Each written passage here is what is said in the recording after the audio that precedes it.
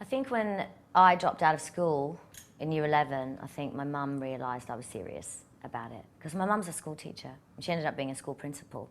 So, yeah, I remember saying to her, I really want to do singing classes. She wouldn't let me. And I remember being really upset about that. And we moved to Queensland, and I was at a performing of arts school where I did do singing and acting and dancing and all of them. And they have an open day, and my parents came to the open day, and my singing teacher pulled my parents aside and said, you know, she's really got a good voice, you should let her do private singing lessons. And then they were like, oh. And I was like, I told you I can sing. But they wouldn't listen to me. They had to be told by someone else. So I don't know, I think it was a gradual thing, but my mum and dad definitely didn't encourage it as a career. No, my mum didn't want me to have an agent. I wanted to do extras work, you know, where you're in the background. When I was in high school, and I told my mum I wanted to get an agent. She said no. I said, well, I'm going to Sydney and I'll get one myself. So I got on a train. A friend of mine who had an agent helped me book the appointment, and I went in myself. So yeah, I just kept going, and eventually my mum thought, I'm not going to be able to stop her. So they started supporting me. I think you have to be more careful now. I think you can be exploited a lot more easily now.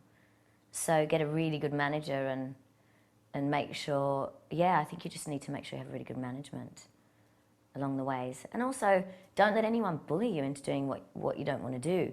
I remember, I won't say any names, but a manager, a big time manager, after I finished Neighbours, I wanted to make an album.